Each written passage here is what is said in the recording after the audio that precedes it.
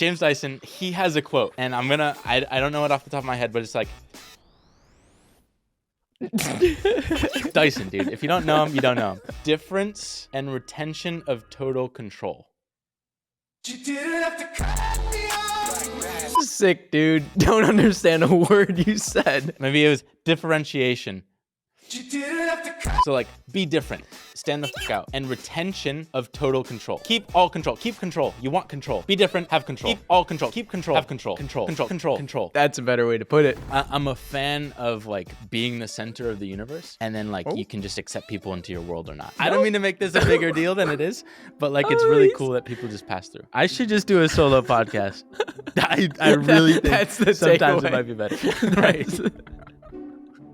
It's the last episode ever. Welcome back to the Smart Nonsense Podcast, where we talk about smart nonsense, baby. I'm letting it down today, Pop. I'm letting it all. You're gonna put it right back up, dude. Loose. That's not dude. a good look. You know. Check this on on YouTube. I'm letting it hang down. That's all I'm saying for the audio listeners. Well, some people, I read one comment yesterday on our podcast, and they said we talk over each other. So I'm going to let you have your time. Well, there's two things going on there. One is, yes, we talk over each other. We're not good active listeners. That's just a fact. Two is we're often dealing with Wi-Fi lag. So there's definitely a lot of jib-jabbery in the middle. And hey, you get what you get and you don't get upset. All right? You get what you pay for. Dude, you got to put that right back up, though, let me tell you. Because that's the mustache I like, the Jim Jamboree hanging down, the curtains on the side. I don't know about those. You got to close them shut. But we're here, dude. I'm just trying new things. No, that's awesome. Trying new things. The Elon thing, you go above the line and then dial it right back. Right. And you don't have to dial, dude. You can. You probably should, but you don't have to. Keep going beyond the line. You can also do that. No, that's cool. I need a haircut too. Pop. Oh, high and tight. Pop. Where do you want to start, Pop? Because this is an episode. Well, this is an episode I waited all weekend for, because you sent me a couple giggly goos on Friday, and it's now Tuesday, and we haven't been able to shoot. Mm-hmm. And I'm still waiting to hear those giggly goos, but you're gonna have to wait some more. Because I got too much, dude. I got too much FOD, and you didn't even hear half the goos. I don't want to build up the goos too much, but I had an idea, but the last couple hours I've been derailed. Oh no! Wait, what was your idea? Did you know why I was derailed? You told me. Oh, you said David Senra was coming by. David Senra was coming by. Oh, I ruined the punch. with the saddest. No, dude, he's a beast. He's a fucking beast, and now I'm motivated more than ever to become a podcaster, a serious podcaster. Yeah, it really sounds like it. Dude, I got something in my eye. Sassy, disinterested. Like, yeah, it really seems like it, dude. Got something in my eye. There's so many takeaways. I just he talks a mile a minute. God, I wanted to make a joke about talking a mile a minute, and it felt like we just ran a marathon, but we didn't. We would have ran 7 marathons in the 2 hours that we were hanging out together. But let me just give you some tangible takeaways. For the people who have no clue what's going on. Oh, right. Thank you. David Senra has this podcast called The Founders Podcast, where he reads biographies about founders, entrepreneurs, business people, presidents, whatever. And then he gets on his podcast alone and he just talks about them for like an hour or so. Right. And the thing is, Warren Buffett, Charlie Munger, they always say they don't know a single smart person that doesn't read. Like, everyone reads. And what do smart people like reading in particular, especially business people? Biographies. So he's like, I'm just going to take the best biographies of all time. You don't want to read it for the next 40 hours. That's a waste of your time. Your time's valuable. It's like $5,000 an hour. I'm just going to summarize it in a sexy little podcast. And we like them. I listen to them. Henry, you listen to a couple of them. I can't anymore. Wait, I have a Oh, question. I have a yeah. question, which is, we talked about Danny Miranda's new show idea you had called The Biographer or Biographies. Whatever happened to that? Can we get an update for the people? This was about I mean, 2 weeks ago. It's not going to do it. We did, in fact, talk about Danny. Okay, so here's one thing. So basically, we're reviewing applicants for Clipped. And like as we're doing that, Zach, who's next to me, is like, hey, dude, David Senra is going to pop by. I'm like, all right, well, I'm going to shut down everything I'm doing for the next couple hours. So we like stop looking at the applicants. He comes in and like first thing, the cool thing about what we're doing now is people in our sphere, they'll come up and be like, hey, dude, fan of what you do. To us, to me. I was like, whoa, dude. He's like, yeah, I've seen your pod and I know that Bellcaster guy. I've seen his stuff all over my YouTube. It's like, whoa, dude. Congratulations. Confetti. Thanks. And hopefully Koi had some too. Congratulations. Confetti. But like, I don't know, dude. It was one of the first times being on the other side of like someone knows you and now like instantly you're in the same bubble, but you like look up to them because he has this successful podcast, which is directionally where I want to go with the audience that I want to go. Like he's got the richest, smartest people listening to, like there's no more valuable podcast. And him and Invest Like the Best. And they have an event 2 days from now in New York. That's why he's here. But he's just like the most plugged in because his podcast blew up in this community. And he's just telling us like stories about all the crazy shit he's getting into and like just the power of like building a cult for the right audience. Like he doesn't give a shit about the riffraff. Like he doesn't, ideally he's just like private jetting from like cool person to cool person and just reading books and talking about it on a podcast. Like that's his ideal life. And he's pretty much living that. And it's just like the sickest thing ever to hear. And his business model, he's like, dude, this shit cost me no money. I make all margins. And now like designing the business so that I get a stake in the companies that I want to advertise. I don't just take like a fat check up front. He's just fucking crushing it.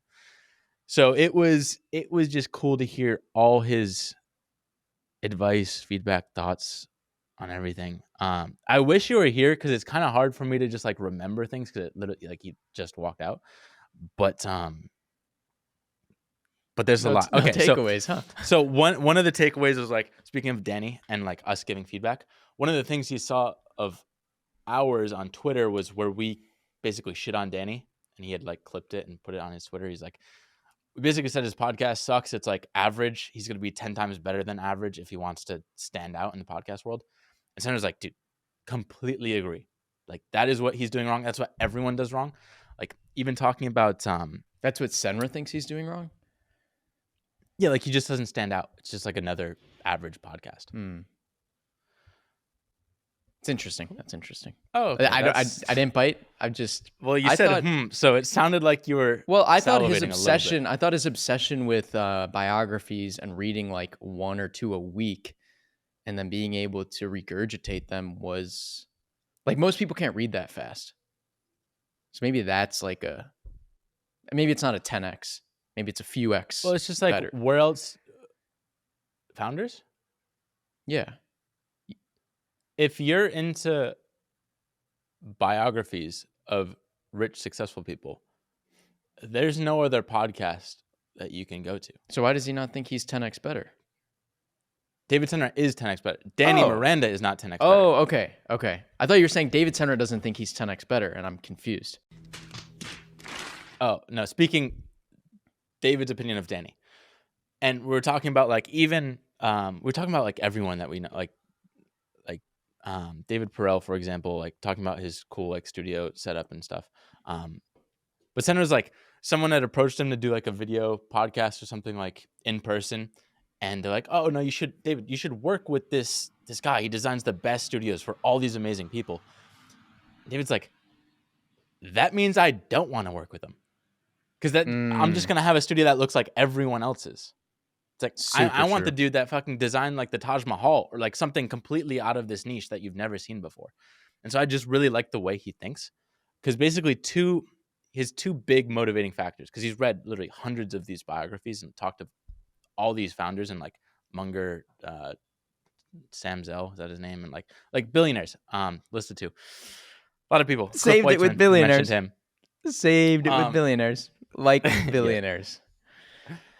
And his thing, one of his favorite quotes is by James Dyson, who has Dyson, the like vacuum / tech company. Nope. I don't know what you call it. Vacuum. Dude, I don't like this list game that I just found out. I'm digging a hole. Fucking Dyson, dude. If you don't know him, you don't know him. Grow up. So James Dyson, he has a quote, and I don't know it off the top of my head, but it's like, difference and retention of total control. Sick, dude. Don't understand a word you said. Maybe it was differentiation. One more time. This could even be a misquote, so we're gonna 2 times a misquote. It's like difference. So like, be different. Stand the fuck out. Don't do what everyone else is doing. Be different. And retention of total control. So keep all control. Keep control. You want control. Be different. Have control.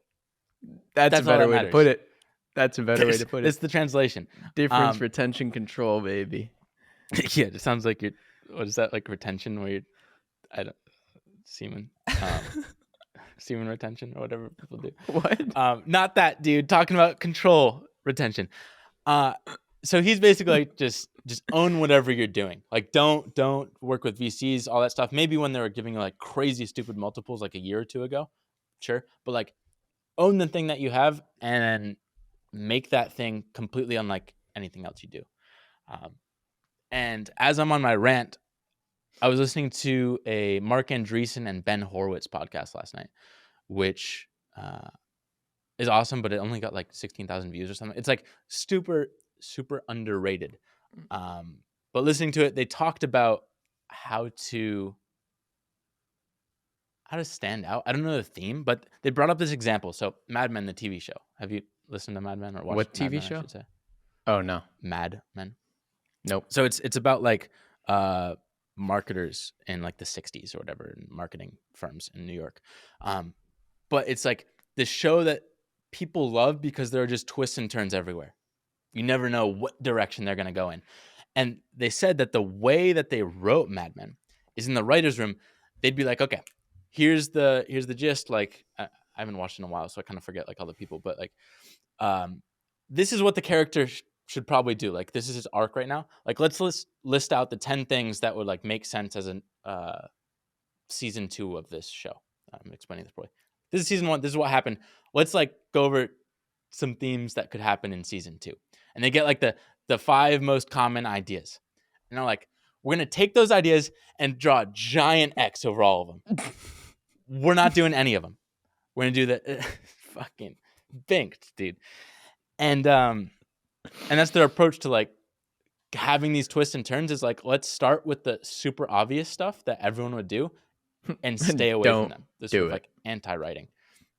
And that's why it's so brilliant, because like no one sees these like options 6 through 10 come through, and that's what they end up picking. How it's related? Well, they were talking about. I feel like I'm in one of those episodes right now. What?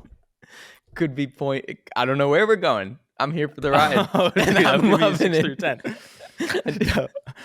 Let me think if I can make this interactive. You study Mad Men? Because we're talking about Horowitz, right? Right. Well, we're going to connect it back. Basically, how to differentiate is like, right. If you're trying to create a podcast that stands out, for example, you're like, oh, what would I do? Well, I'd buy a nice studio. I'd hire a researcher. I'd hire a videographer. And I do that. And then it's just like, okay, we're not going to do any of those. Right. I'd interview guests, be in person, whatever it is. You cross off those 5 things because everyone else is going to already think of those. And you start with number 6. Or you start with number 10 if you're crazy. Dude, talk and that's over what each no other. one else is going to do. Threads. Giggly goo. Daily. The fucking lettuce. Curtains. Yeah. Lettuce curtains. Letting it down. So where are we? So Horowitz and Andreessen said Mad Men looked at all the normal things and then they did none of them. Right. To differentiate. Because to differentiate. Big 2 life motivations is like differentiation, so extending out, and control. And that's what he's done. And we just talked a lot about that sort of stuff and people that are doing it, just like printing stupid money. Basically, like all That's these how it gets back to podcasters. Senra. Yeah, Saddest sure. punchline ever. Oh, my bad. I had a lot of stuff in here Mumbled that I it. really liked, but Mumble rapped it. yeah, dude. Listening back to some of the pod, I like mumble too at the end of points, and it really bugs me. But that's just how it goes sometimes. Points, dude. Points. Dude, I'll throw out some threads even though you weren't here. He liked. So Zach was asking, like, he respects Zach. That's why he DM'd him and came to hang out with us in the first place. Which one thing that's awesome is having an actual studio space where people can just like drop in, and it's super low key. It's like, hey, what are you doing today? Just drop by. Oh yeah, it's right next to like Casey Neistat's spot. Like, oh, Casey Neistat, it must be like a decent, trustworthy building. And then it's like a cool setup. So I'm a fan of like being the center of the universe, and then like you can just accept people into your world or not. I don't mean to make this a bigger deal than it is, but like it's really cool that people just pass through. And being in New York, a black hole. All of a sudden, he's a black hole. Dude, everyone comes to him. I should just do a solo podcast. I really think that's the sometimes takeaway. It might be better. Right. It's the last episode ever. I mean, it's all right. Like, he is the ultimate long-term compounder. He's just like, dude, all the value, like first 6 years, nothing blew up. I had no listeners. I was like, I had a shitty business model where I was like paid for subscribers. I suddenly tweak a couple things. Like I go from this subscriber only to like doing ad model. So like everyone gets my best content. And like I talk to one person and it blows up my podcast. Like he just all of his content's skyrocketed out of nowhere. What was the one person? And he was like the smallest. It was like Patrick O'Shaughnessy was like the one who helped blow him up. Well, he talked to Sam Hinkie, and Sam Hinkie's like, he's like Moneyball type approach. He was like, I think Moneyball was like based off of him and the other guy that he made it with. But like, what is it like? He was in the NBA, and he basically like took statistics and math to figuring out who the best people to create the best NBA team. Super long-term thinker. He was on Invest Like the Best. That's Patrick O'Shaughnessy's podcast. But Patrick O'Shaughnessy was just a random fan. But he's just like super connected. So like he's really close to like Jeremy Giffen, who I'm obsessed with right now, and like List of One, just like a lot of other people. The highest, lowest podcast ever. Got it. Well, it's tough. It's tough to when link it's with like co-host. I don't know. I don't know how to, Jeremy like, Giffen, who I'm a big fan of. Size. Well, I don't even know if you know who he is. I know who Jeremy Giffen is. His advice to I know Zach who Sam Hinkie like, is. Oh, all right, dude. We're having a conversation. I've known every name. I've known every name you threw out. But I'm still in my Mad Men 6 through 10. You like that? Yeah. I think. Yeah, that was really memorable. Do you well, need a thread from me, or do you got more takeaways? Was to make a cult. He said private jets are sick. Like money's not a big deal, but get a private jet because every rich person I said. All right, let me ask you some questions, and let's make this interactive while we're at it. Sure. So it's just himself. He just shoots himself. He posts himself. No teammates. What? Yeah. It's a legit question. No, okay. No, I like seeing this. I like seeing this interview. Participation. And his it's business like a model. hearsay interview. What's his business model? He traditionally has done ads, but he gets like he was saying like the brilliance of this guy Jimmy Buffett. He had a podcast on Jimmy Buffett, and like Jimmy Buffett basically was like a shitty music dude. I don't even know Jimmy Buffett really, but he's like not a big dude. Hasn't been big for like 50 years. Margaritaville. Right. So he's known not for his music, but like the brands he's built. And so like there are only a handful or like a dozen or so billionaire musicians. He's one of them. And he's probably the shittiest of those musicians. So he's talking about like basically he just had his IP and like what do you call it when you like sell your IP or whatever? Whatever the rights to his stuff. Like a Trump, like Trump gives his brand like in likeness. What do you call that? Name, image, likeness? No, that's No. pretty much what I just said, actually. Tried to interact. Licensing.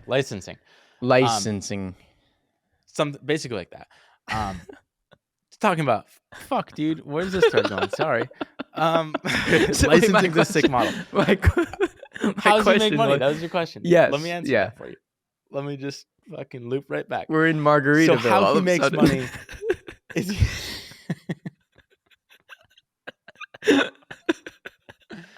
well, how it connects is he's like the ideal model is like someone else builds the product and you just get like for perpetuity a cut. The leech, dude. So, but like Just but you're sucks right promoting it, on. like, but it's a good leech. You want that leech there because it draws attention. Because like Yeah, these it's a fucking symbiotic leeches are sick. relationship.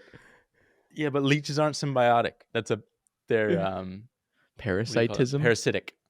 Yeah. Parasitic. Well, But that's a so type he's of doing that. symbiotic relationship, I think. It's just a bad one. Okay, so he gets a piece of something other people are Things he building. promotes. Like he is, Does he have a few of those already? Yeah. And how does he get cash then?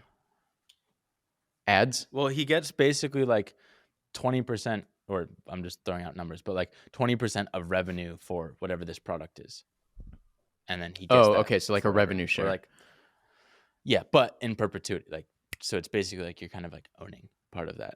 And so it's just Do you have an example of one? Like I don't even know what he I don't know. advertises. um Oh no! I stumped him in the interactive section. fuck, He's dude, throwing I up wasn't these. prepared for this. No, dude, we talked for One-way 2 hours. street. I don't know, just listen to his podcast. I Fucking don't. Whoever advertises, or like take Readwise for example. Like Readwise I had enough will work ADD. with him. Oh, okay. So like a Readwise a is little, like you take notes on what you're reading. right, and they're probably like software. a small Series A, Series B type of company. Small team, good product, lots of use, and then he gets in. I get it. Yeah. Do I have any other questions? So it's just himself. Right. Is he dude. lonely? Yeah. Well, the thing is sick. No, because he's an introvert. He doesn't even want to hang out with all these people, but they all hit him up because. Oh, that's why literally, he like- blows up. What was that? We listened to a conversation with him. It's funny when these introverts that are bottled up, ourselves included, probably. Mm. You bottle up and then they go out and meet with people and you can't get them to shut up. It was like like we do this when we hijack other people's podcast episodes, but he was doing an episode with, was it Patrick O'Shaughnessy? 2 other guys. And he just steamrolled them for like 3 hours. Well, yeah. I was like, you only get like 5 questions really for 2 hours. So you're like, all right, which questions? When am I gonna pipe up? And you got to see where it Pipe. goes. But he like. Pipe up. I don't know. You got to learn how to interrupt. It kind of you're worried it's gonna turn into like me when we flew to the Philippines or to Vietnam and I just got trapped for 3 hours. You get worried that you're just gonna get sucked into that. But luckily, this person's interesting. It's not like depressing trauma from this random sad old housewife. Pack it up. Pack it up. My bad. Pack it up. I'm sure there's more interesting stuff. It was all sick, but really. His big thing is like he's 39, we're 26. He's like, dude, everything's compounding. You're already like starting to take off. Like, just trust it. Just keep doing this. You're gonna be fucking massive. And it was just really cool to hear. Garden! Ooh!